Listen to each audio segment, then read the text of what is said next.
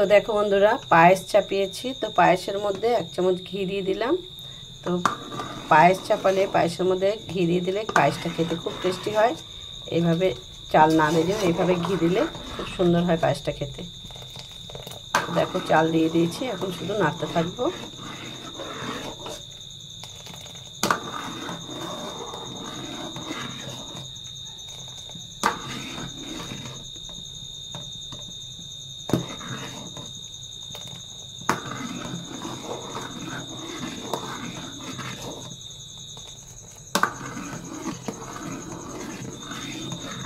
তো দেখো বন্ধুরা, পায়েসটা চালটা এখনো ভালো করে ফোটেনি, আরও অনেকটা সময় ফুটবে।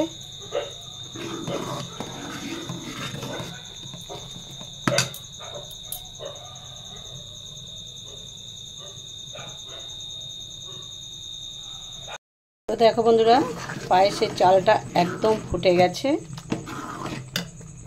তো এই সময় দিয়ে দেবো চিনি, স্বাদ মতো চিনি দিলাম, আর কিছুটা গুঁড়ো দিয়ে দেবো। আর এখানে দিয়ে দিলাম এখন 2টো এলাচ থেতো করে, আর দিয়ে দিলাম কিছুটা কাজু গুঁড়ো করে। কাজু গোটা দেওয়ার থেকে গুঁড়ো করে দিলেই বেশি সুন্দর লাগে।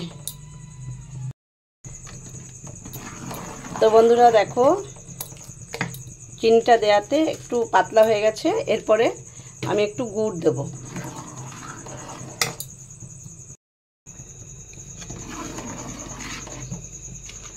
তো এখন গুড়টা দিয়ে, গুড়টা খেজুরের গুড়ি রাখা ছিল কিন্তু জমাট বেঁধে গেছে, ফ্রিজে রাখা ছিল।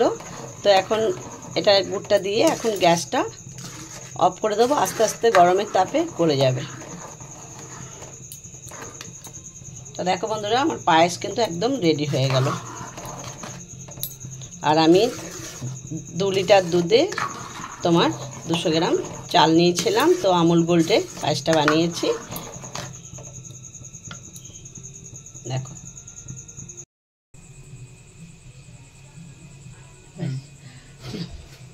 তো দেখো বন্ধুরা, পায়েসটা একদম রেডি হয়ে গেছে। তো আমি এখন নামিয়ে নিচ্ছি।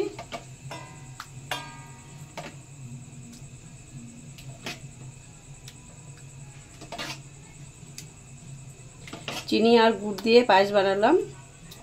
তো এইভাবে বানিয়ে দেখো, খুব সুন্দর হয়। আমার তো খুবই ভালো লাগে।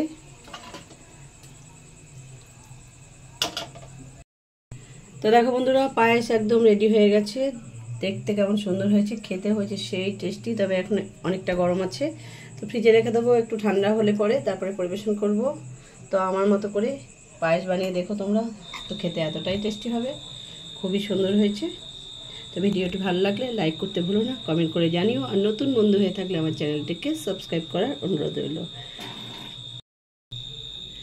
আর যদি ফেসবুক থেকে ভিডিওটি দেখে থাকো তো আমার পেজটিকে ফলো করে রাখার অনুরোধ রইল। তো ভিডিওটি এখানে শেষ করছি। ভিডিওটি দেখার জন্য ধন্যবাদ।